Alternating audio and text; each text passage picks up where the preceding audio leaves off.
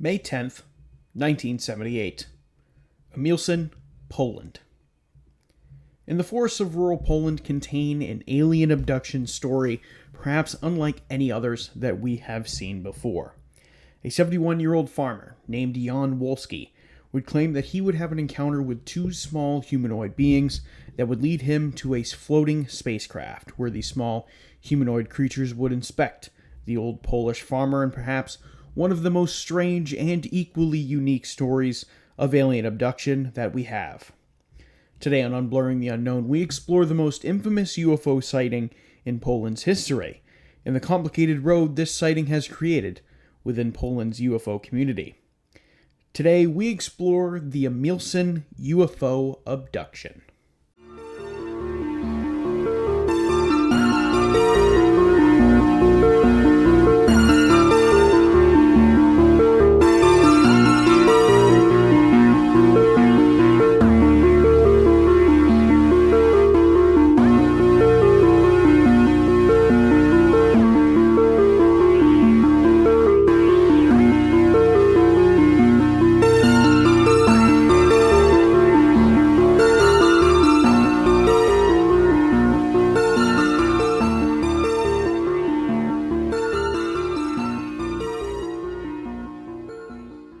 Welcome back to Unblurring the Unknown. As always, I am your host, Dominic, and if you're checking out this show on YouTube or Spotify, first I want to say thank you very much for checking out the show. If you are on YouTube, please like, comment, subscribe. It helps me out within the algorithm, and I greatly appreciate it. If you're watching this on Spotify, please turn on post notifications so you get notified every time I post a new episode, and I greatly appreciate it. And while you're at it, feel free to go ahead and follow me on Instagram and TikTok at the same handle, Unblurring the Unknown, to stay up to date with me there as well. Now, today on the show, we are back in the realm of UFOs and aliens, and it is quite possibly well overdue. Now, I said it last week that obviously those of you who followed me along with probably a little over a month plus, I've been talking a lot about the Mothman, so it's finally good to change it up a little bit. I know I said it last week over the case of Duncan McPherson, but I know it is well overdue for me to talk about something other than the Mothman. And no better than to get back in the swing of things by going over an alien story, and better yet, a UFO abduction story. Now, in regards to what we're going to talk about today in this topic overall, the Emilcin UFO abduction, there did not seem to be a crazy amount of information out there that I could find about this alien story and this abduction case. But from what I could find, this seems to be the most well-known and most popular UFO case within Poland's history. However, I personally have never done an episode that has taken place in Poland quite yet, or definitely not a UFO-related case that has taken place in Poland. So this is the first time we've gone there, I believe. Now I'm trying to think whether or not if we've been to Poland or not. We might have, actually, now that I'm thinking about that. But I've never explored a UFO case in Poland, or an alien sighting case, or an alien encounter. Definitely not an abduction case. This sighting is the most popular UFO case in Poland, like I just mentioned at the beginning of the episode. However, like I said, there still surprisingly is not a lot of information out there in regards to this case. However, we are going to go over everything that I was able to possibly find in relation to this case. Now, however, if you are a listener and you are listening to this show and there is something that I happen to miss about this case just because there is kind of limited information, feel free to let me know down in the comments. As many of you who are maybe returning listeners know, I am but a one-man show. I do all the research, all the editing, of course all the recording. That's the voice you're hearing right now. I do it all myself. It's a one-man show. It's a one-man rock band. So I do appreciate it every now and again when somebody's like, hey, give me a gentle nudge on the shoulder and say, hey, you forgot this, or you forgot to include this. I am not perfect, even though I try very, very hard to be. But with all that being said, let's talk about how today's story is going to go in the format of today's episode. We are first going to dive into the story regarding the Emilcin abduction and the beings that this farmer, Jan Wolski, saw on that day, and then the subsequent investigations done afterwards, and then go into theories and my personal thoughts on this entire case. Now, our story takes place within the town of Emilcin, Poland, And from what I could find, this is a very small village within the eastern portions of the country. And to be completely honest with you, I found so little into my research into the town of Emilcin, Poland. The only notable thing about the town that I seemed to be able to find in my research is the fact that this alien abduction case took place there, and that there is currently a monument that now stands in Emilcin dedicated to this event and what would happen on May 10th, 1978. But that is it. That is all that I was able to find about Emilcin. So if I happen to have any listeners from Poland and you've happened to be been to the town of Emilcin, let me know how it is. Is it quaint? Is it kind of, off the beaten path by the sounds of it? But let me know how it is if I do have any listeners from Poland. I don't know if I'm able to see those advanced statistics or not, but if I do have any listeners from Poland, please let me know how Emilcin is if you've had the chance to go.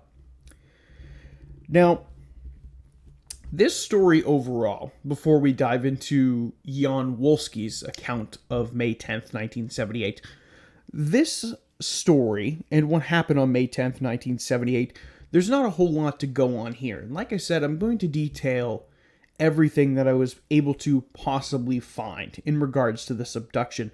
But I think that the fact that this story takes place in, of course, a foreign country, especially a foreign country that happened to be communist and under the control of the USSR during this time period. I'm going to explain how that kind of factors in here into the story here in a little bit.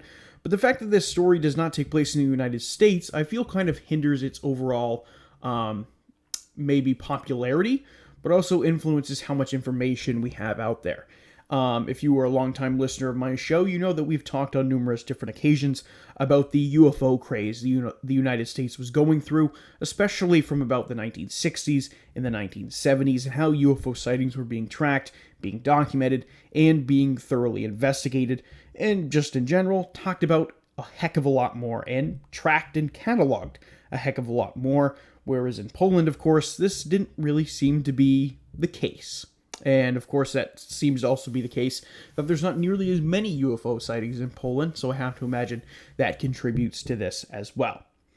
However, let's talk about what we do know in the sighting that would take place, in the abduction case that would take place on May 10th, 1978.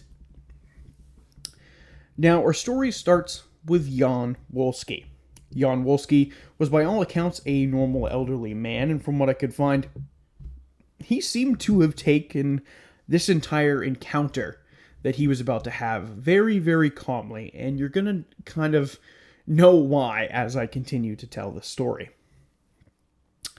Jan Wolski, on May 10th, 1978, was going about his business perhaps like any other normal day that he would possibly have. He would be driving his horse and wagon through the countryside and the woods of the town of Emilcin. Now, while driving his wagon and traversing through the wooded paths of town, Jan would see two small figures up ahead standing in the path. Now, these two figures did not startle Jan, and instead, he just kept driving his cart. At the distance he first saw them, it would be impossible to make out who they were or what he was truly looking at. Now, these figures were relatively on the shorter side, standing only 5 feet tall from what Jan could tell. But it wasn't until he started to get closer to these figures that he realized that they were incredibly strange. As Jan got closer to these figures, he could start to make out their faces and body shape, and they were both very odd. They had long legs and arms, their hands webbed in between their fingers, and wearing some type of all-black, skin-tight uniform. The uniform covering most of their bodies, except leaving the face open.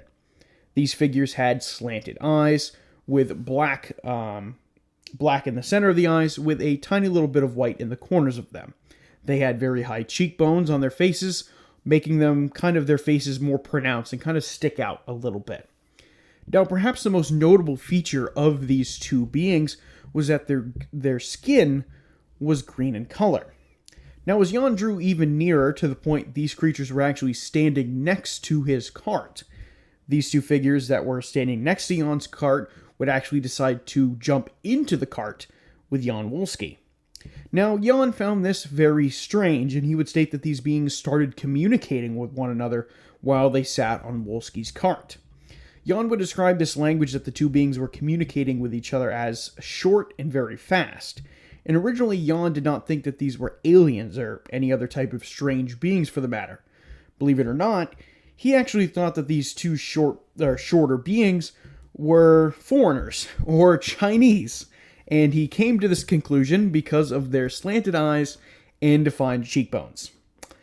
And again, let me paraphrase this. I am not joking. This is genuinely what Jan Wolski thought these small figures were. He thought that they were of Asian descent, even though they very much were not. However, he has stated this in multiple different interviews that is originally what he thought they were.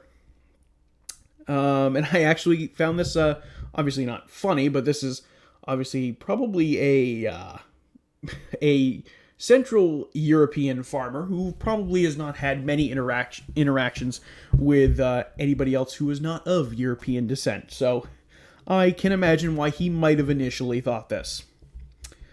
Now, Jan initially, he thought these creatures or these figures were very strange, and he would continue driving his cart almost like nothing was going on. He took these figures as odd but not particularly threatening, and again thought they were just people, and they had hopped on his cart needing a quick ride for some reason.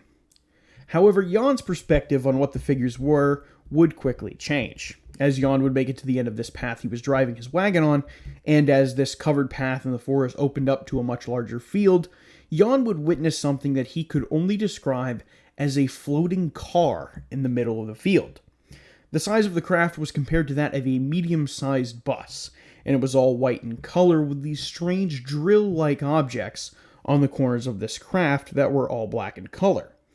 Jan would describe these objects, these drill-like objects on the corner of the craft, as making a slight buzzing noise. Now, as Jan and these figures would approach this craft, all being on the wagon, these beings would hop down from the wagon and gesture for Jan to join them and to follow them. Now, for some reason, which I don't think I can fully explain myself, as I personally would not follow little green men onto a spaceship willingly, but Jan did, and he would follow these beings towards the spaceship that was still kind of floating in the middle of the sky. A door would appear on the side of this bus-shaped craft, and a platform would descend down from this spaceship with kind of brackets holding it in place, almost like a exposed open elevator of sorts. These beings and Jan would get on this elevator, and it would ascend them all into the craft. Now, when Jan would enter the spaceship, he would be met with a completely black room with nothing but a few benches and bare walls. Inside the craft, Jan would meet two more of these strange beings, the same in appearance as the other two he met on the path just a little bit earlier. Now, Jan would observe that these creatures appeared to have some type of bulge on their back underneath their skin-tight suits that would basically be located kind of at where the top of their spines would meet their neck, kind of like almost like a hump, like a camel's hump is the best way to describe this, but it was right at the top of kind of where their back would meet their neck, if that is a good description for you. Now, however, it wasn't clear that this bulge underneath their suits what this was, and whether or not this was some type of device or apparatus underneath the suit, or rather a protrusion from their natural bodies. Now, while in this room, these beings, these now 4 beings, would not speak, but rather motion for Jan to take his clothes off, which is very odd. Now again, not to fully derail us here, but if you want to follow aliens into a spaceship, that's fine. If you want to become naked in a spaceship without being forced, that's a personal choice that I will never understand, but that is just me. Now, why Jan felt to do this, or felt compelled to do this, I have quite frankly no idea. And the fact that he even did it seemingly willingly and not under any stress to do so sounds very strange to me. Of course, we often have the stereotypical trope of alien abductions and that very funny word probe that often goes hand in hand with it, and in some stories we do have those elements. Now, I am going to use a comparison here in the case of Betty and Barney Hill. Now, if you are unfamiliar with that alien abduction case, I think it is probably one of the most popular out there, and the fact that I have not done an episode on it is kind of surprising to me because it honestly did not take place very far away from me, so I'm honestly kind of surprised that I have not covered that case yet, but I eventually will. It is absolutely on my list to cover at some point, and I absolutely will, and I'm very, very excited for it, as it is a story that I heard pretty much growing up as a kid. However, in the instance of Betty and Barney Hill, they were, of course, abducted by aliens. They were the little, I believe little gray men. They were kind of held there against their will. You have the funny word I just mentioned, probe, things like that. It seemed very forced, very abduction-like, whereas the story of Jan Wolski is very much different to that, and it is a very stark contrast to what Jan Wolski is currently experiencing with his aliens. These aliens are not speaking to him, they are just kind of gesturing, and Jan seemingly doing all of this willingly. And this, to me, kind of stands out as significant because this is probably one of the only alien abduction cases that I have personally researched in, and maybe there is some more out there that I've just yet to look into, where somebody is seemingly doing this under no duress or no, not being forced to do something or held against their will. He's just kind of like, I guess I'm taking my clothes off, which is very, very strange. And of course, we're going to talk about all that here towards the end when we talk about theories and everything like that.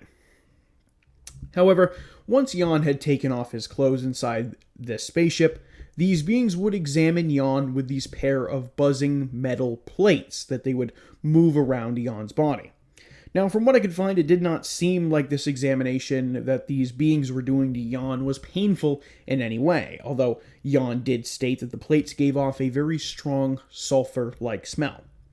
Now, it is important to note that Jan would state in an interview in that same year of the encounter in 1978 that he would state that he did not have any fear while being with these beings on their spaceship. Maybe that contributed to his comfort level or the reason of why he got naked. However, he was not sure if these creatures had something to do with the fact of why he wasn't afraid, or if maybe it was just the fact that these creatures were not threatening to him, and I have to agree with that. Jan Wolski seemed to have drew the big stick in this case and got these peaceful little green alien people in his abduction story, unlike the people over in Pascagoula who got giant metal robots.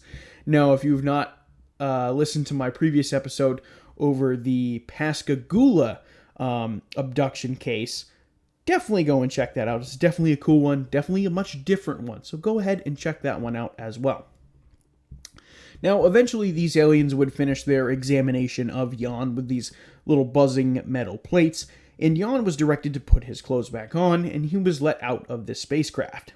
Jan would decide to wave bye to these figures, and these figures gestured back, recognizing, Jan saying goodbye. Jan would return to his horse and wagon, which had remained right in the spot he had left it, and started back home to his family. When Jan would arrive home, he would want to tell this story that he just had with these small, green-faced men to his sons who were out tending the fields.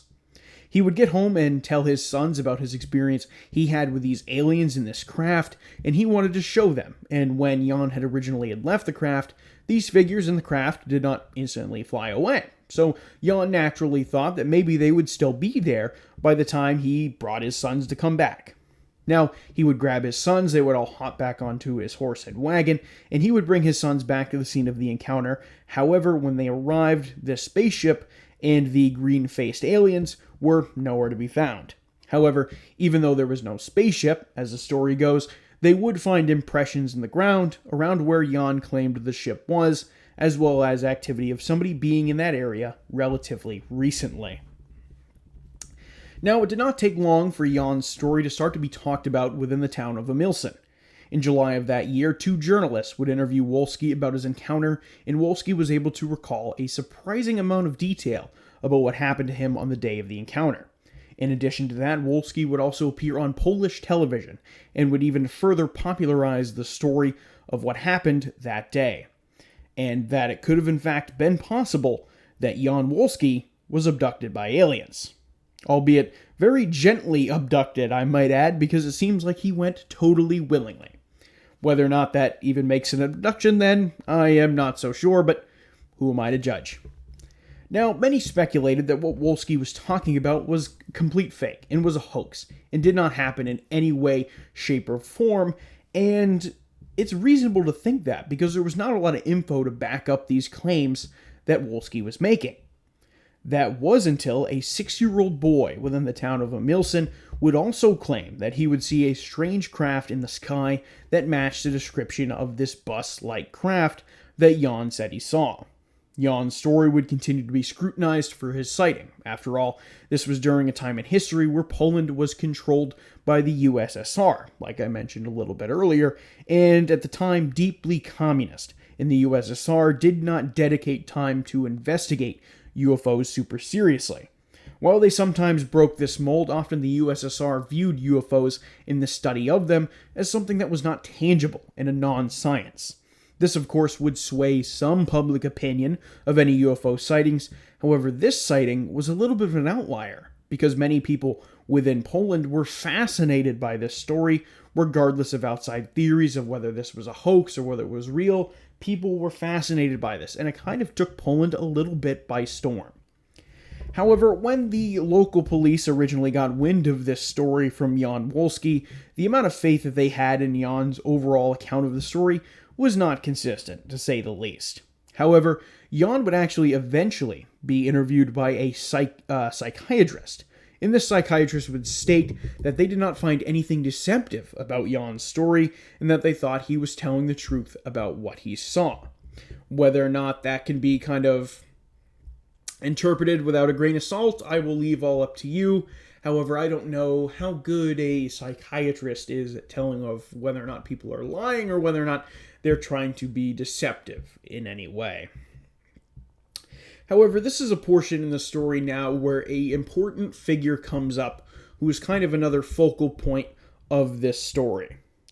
Now, enter ufologist and researcher Zdzisław Blania, which I hope I pronounced his first name right, and you're probably guessing it. That is not at all spelt like how you pronounce it. Now, from what I could find about Blania, was that he had a reputation that kind of preceded himself. And of course, he was a ufologist, he was a researcher, and he was a writer. And from what I could find, and rather than hunt for these stories, possibly like many writers who do, or many writers who hunt for a good story and publish them for the awareness of these issues, Blania kind of used the popularity of these stories to boost himself rather than the stories and rather than the witnesses. And the reason that seems to be the case is because once Blania had heard about Jan Wolski's sighting in Emilcin, he rushed to Emilcin and instantly took the side that the entire story was credible. Now, not like there was anything wrong with that on the surface. However, Blania, being the ufologist and also at the same time, he was publishing UFO stories in the local press. Blania was not really gaining a lot of notoriety for his stories. He was not really generating any significant buzz for his career, and he was kind of, from what I was able to gather in my research, desperately trying to look for his big break. And there was no bigger break than a UFO abduction story. Now, believe it or not, it was actually Blania, the ufologist, who had hired the psychologist or the psychiatrist to interview Jan Wolski after this sighting, making this seem kind of a little bit one-sided. In addition to this, the story from the 6-year-old boy claiming that he saw the strange bus-sized craft in the sky, it turns out his story, the 6-year-old boy's story, was heavily influenced by Blania. Now, I am not saying this entire account, this entire story is a farce. However, we need to take into account this exterior influence from Blania to try and prove to all the doubters that this story was real.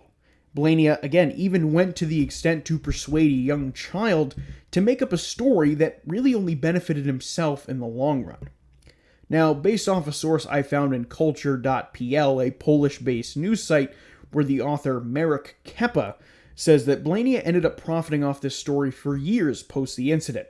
And while it seems like all parties maintained the idea that this story was in fact real, I often say on this show, and I feel many have a tendency to agree with me, that often when money gets involved, it tends to throw a lot of legitimacy out the window and call into question whether or not this story was real or made up simply for financial incentive.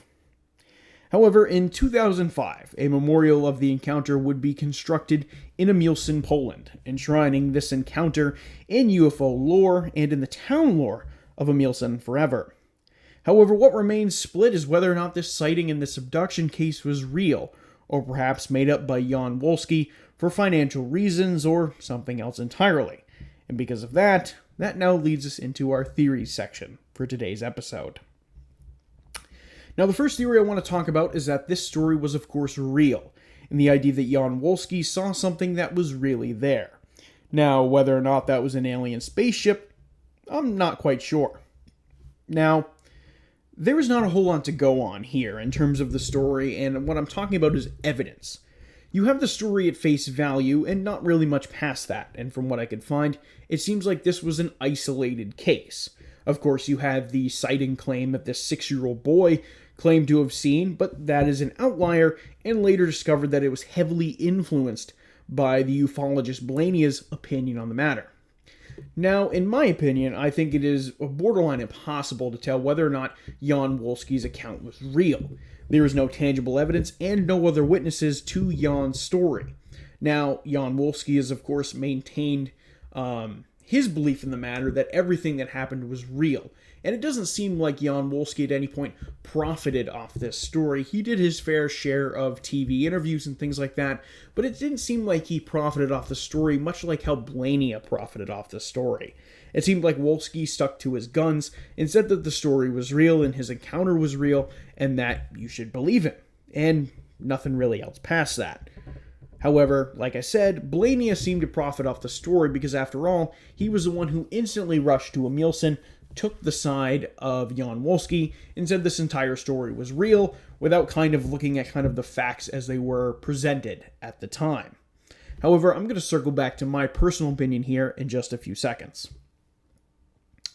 Now, the second theory I want to propose was that this entire sighting was faked by Wolski and was backed up by somebody like Blania and made to be convinced by the general public that this was real.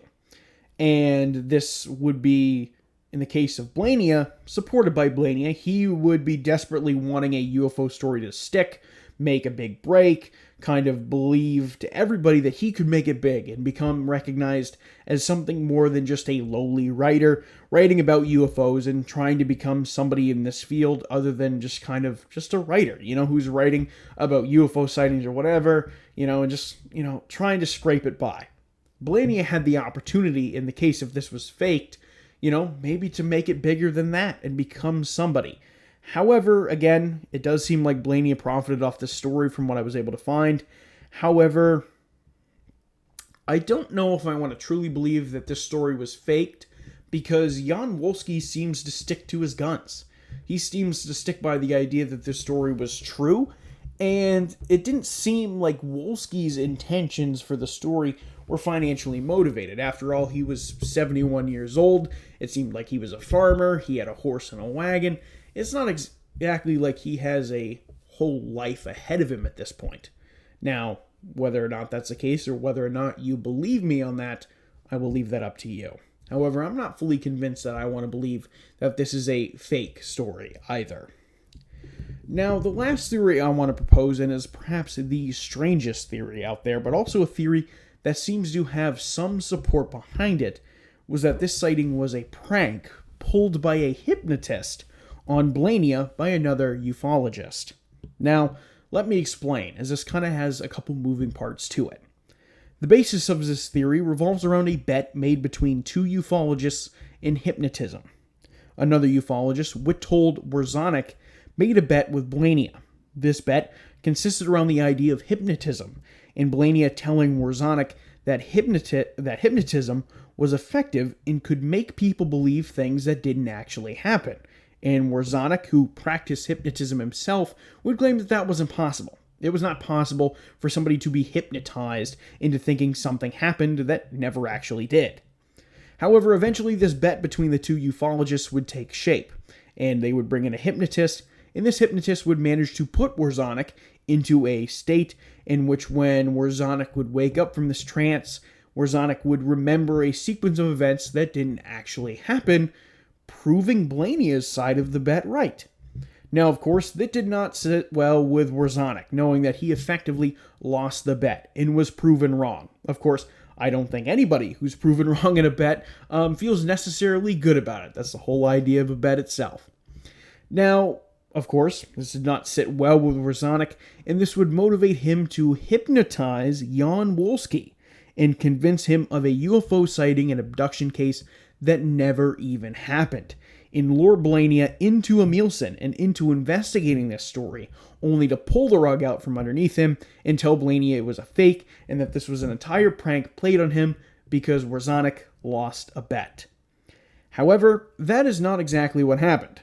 According to this theory, the story gained so much traction so quickly, and a legion of loyal believers so quickly, and Blania himself even convincing everyone it was real. The idea of denying the encounter and claiming it was some type of sick prank was basically not possible, because of how many people who had bought into the idea that this story was real from the very get-go. Now, to be honest, I kind of like this theory a lot. It realistically explains the rather mundane story of it all and why this sounds more like a friendly tea and crumpets-esque party of these little green-faced men and Jan just kind of walking aboard this spacecraft. Now, it also seemingly explains Wolski's commitment to the bit. He maintained his story through pretty much everything I was able to say. Of course, Blania, being none the wiser, he would try to convince that this story was real, when in reality this was Warzanek playing a bet on Blania, and at that point there were so many loyal believers, so many followers who desperately wanted this story to be real. It didn't matter how many times Warzanek would tell somebody that this was a prank. They weren't going to believe him. They wanted to believe that Jan Wolski was abducted by aliens, and there was nothing that was going to convince anybody otherwise. Now again, I really like this theory. Now again, if you've listened to this show numerous times, you've heard me take the side of kind of maybe a skeptic in a lot of episodes. However, I really like this theory. I think it addresses a lot of questions. It answers a lot of kind of the outstanding things. Yeah, it answers, like I said, it answers the questions. And I like when a story kind of neatly ties itself up in a nice little package with a bow on top, and I can say, I really like that theory.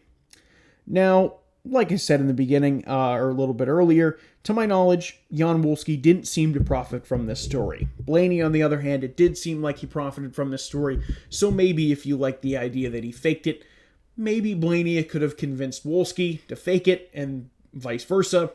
Ipso facto, benefited and profited off the story. However, I really like the idea that this was based around hypnotism. I think that that's cool. It's different. And like I said, I think it answers a lot of the questions. However, like I said, Jan Wolski, until the day he passed away, gave his fair share of interviews post-encounter, and his story remained consistent, as well as a majority of this case, start to finish. However, I think the bigger winner here in this overall story was Blania, and that is why I think the idea of this being maybe a hypnotist was true, and Blania, again, just kind of stuck to this story because at that point, there's nobody going to tell him otherwise that this story was fake or a prank in any way, shape, or form. However, I think that is going to do it for this week's episode on the Emilcin abduction, certainly a unique one within the field of aliens and UFO abductions. However, I hope you enjoyed this week's episode. Very, very fun to go back into the world of UFOs and aliens for this week's episode. This is a very different one. Took me a little bit of digging to find this one up, but once I found it, I'm like, this is unique enough. I hadn't seen a whole lot of things about it out there floating around on the internet, so I'm like, why not? And I'll cover it for this week's episode, and I did. But with that being said, I want to thank you all for tuning into this week's episode of Unblurring the Unknown, into the Emilcin abduction. I appreciate you all. Feel free to let me know down in the comments whether or not you think the Emilcin abduction was true, whether it was maybe a fake, whether it was made up, or whether you like the hypnotism theory. Feel free to let me know down in the comments. But again, thank you all for tuning into this week's episode, and I will see you all on the next one.